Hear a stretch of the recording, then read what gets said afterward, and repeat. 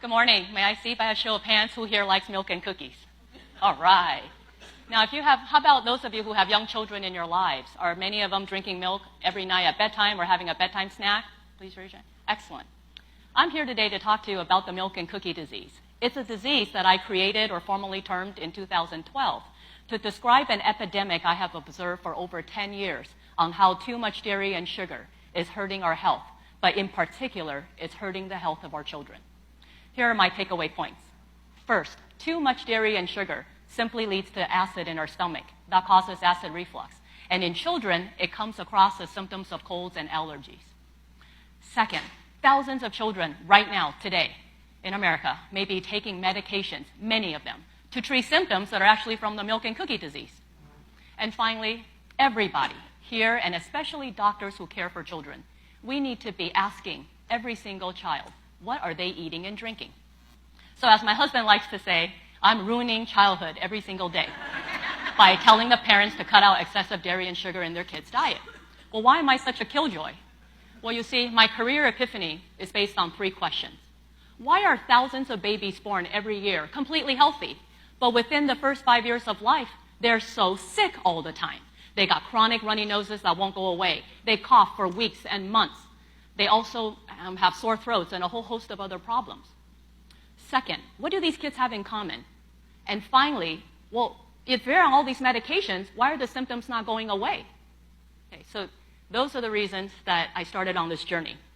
I want to tell you a story of a patient of mine. So several years ago, I met a boy who's 3.5. I was like their 5th or 6th opinion. Parents come in, they're very nice. They show me a video. This boy will wake up once or twice per week in the middle of the night during sleep. And when he wakes up, he's struggling to breathe, and it's very scary. He sounds like this.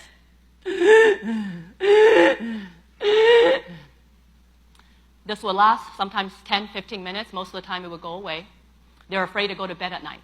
About once a month, they would take him to the emergency department. And the year that I met him, they had to call 911 twice. It got that scary. But it usually goes away. And by the time I met him, he was seeing the pediatric GI doctor, the allergist, the pulmonologist, and he was on 5 or 6 medications. He's 3.5. Flovent, Flonase, Singulair, Zyrtec, Prevacid, Albuterol. Does anybody here recognize what those medications are? And despite the medicines, he kept having the episodes. So I did with his parents what I do every single day when I meet a patient. I ask, what is he eating and drinking? The mom says, oh my gosh, he is an incredibly picky eater. He's a terrible eater. I look at him, he's not starving, he looks pretty healthy. I said, well then what is he drinking? Chocolate milk. In fact, he loves it so much he wakes up every morning and has chocolate milk, then again at lunch, then at dinner. Oh, but every single night, he cannot go to bed unless he has his glass of chocolate milk. I looked at the parents, I said, these attacks that he's having are actually called laryngospasm. It's like a Charlie horse in your calf, like a cramp, you can't stop it. And what's happening is the chocolate milk is turning into so much acid, it's coming back up. So when it comes up into the throat and touches the voice box, the body says, hey, that chocolate milk is not coming down my windpipe to give me pneumonia, so I'm just going to close it to save your life. That's called laryngospasm. He's sucking air through a closed vocal cord or larynx.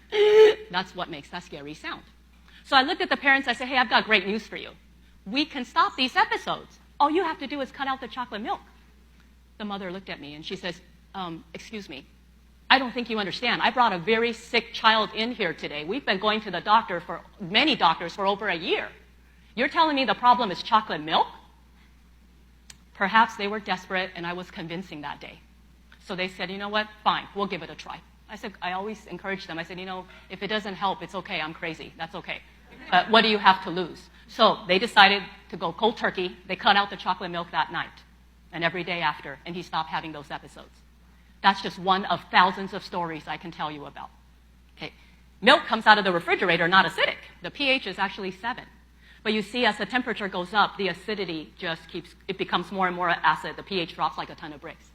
Anybody here that doesn't believe me, please go home tonight, pour a glass of milk. You can leave it out for several hours. Better yet, put it at 98.7 degrees or our body temperature, and then go drink it later and tell me how it tastes. Sugar, as it turns out, breaks down into a form of alcohol and carbonic acid gas. The alcohol further breaks down in the body into acetic acid and water, which is what makes vinegar. Okay, so you see, the things our children love, the reason I call it the milk and cookie disease is for dairy and sugar. It's because, acid plus acid equals more acid. So the reason I discovered the milk and cookie disease is that over 10 years ago, I finished training. I'm a big-time doctor now, surgeon. I became a surgeon so I can offer surgeries to fix problems. One after another, I meet these kids who are not better. How am I going to use surgery to fix cough? I had to come up with another solution, but I didn't know what to do at first. So every single time I asked the parents, what is your child eating and drinking? Take me through their day. And that's how I found out what they have in common. They have the milk and cookie disease. As I then thought about, well, how come they're on all these medicines by the time I meet them, but they're not better? And here's what I discovered. Medications will not work if it's treating a condition the patient doesn't have. Okay, so interestingly, if you're 2 or 3 years old and you've got yellow, runny, snotty nose, and you're on Zyrtec, Claritin, Flonase, it's not going to work if that symptom is not from allergies. It's the same with antibiotics. If it's not a true bacterial sinus infection, the medicine's not going to work there either. So tonight, when you're home brushing your teeth, please go a little further and make yourself gag. Count for me how many seconds until your eyes are watery and your nose is swollen shut. So it turns out something called the parasympathetic system. There's two, sympathetic and parasympathetic. Parasympathetic is responsible for digestion, but it's the same system that causes the nose to be runny. Okay? So we as physicians were not trained in medical school, residency, and fellowship to ask every single patient, what do you eat and drink, as a part of our interview, our diagnosis, and treatment of illnesses. We were taught to ask about alcohol use and nicotine, because you see, those are risk factors for cancer. But I'm here to tell you today that sugar is the nicotine and alcohol addiction that has already occurred in America to very, very young children. And this is a problem we have to save our children from. And I start asking families, one after another, what their children eat and drink. I have learned now thousands of interviews what parents think. Well, hey, if milk is good for them, the more the better, right? And if a child is a horrible eater, just give them all the milk they want, because that's good nutrition.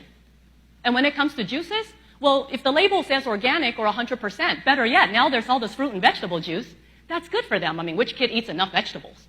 At least they're not drinking soda. Okay. What I have learned through talking to families over and over is this critical importance of telling them what is too much. Okay, so when I meet a 3, 4-year-old, you know what? We do this recall. They're drinking 12 to 40 ounces of juice a day. I'm not even counting the sweet tea, the lemonade, the fruit punch, all this other stuff, the pouch drinks, the sports drinks. We haven't even gotten to the food yet. So when I tell them the American Academy of Pediatrics has a guideline, it actually makes suggestions. By the time you're 2, you don't need more than 12 ounces of low-fat, non-fat, unflavored milk. When it comes to juices, between age 1 and 6, you don't need more than 4 to 6 ounces a day. But our children are drinking way more than that. So once I tell the parents, by the time I do a little math, and I said, Johnny here just pretty much eats 50 teaspoons of sugar a day. They're horrified, and it motivates change because of that. There's something called gastric emptying time. It's the amount of time it takes food and liquids to digest in the stomach and get out into the intestine.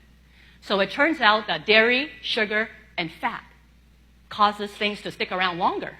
So the more acid that sits around longer, the more it's likely to come back up. Oh, and by the way, babies and kids have very short distances between the stomach and the mouth. So when they have that milk at bedtime and lay down, there's not very far for it to go before it comes up and causes all these problems up high. Next time you're at the grocery store, please pick up any item, turn it around, read the nutrition label.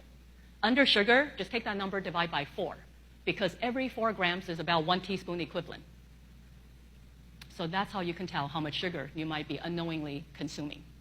Now, you might be sitting out there saying, all right, what's the big deal? I've got acid reflux, so does my mom, my friend, my neighbor. I take that pill, you know, that Nexium, Prevacid, Prilosec. You know. Well, the pills, yeah, they can block natural stomach acid secretion. But I got to tell you, I don't think it works against the Niagara Fall of acid that we are allowing in our human diet today and what's going into our children.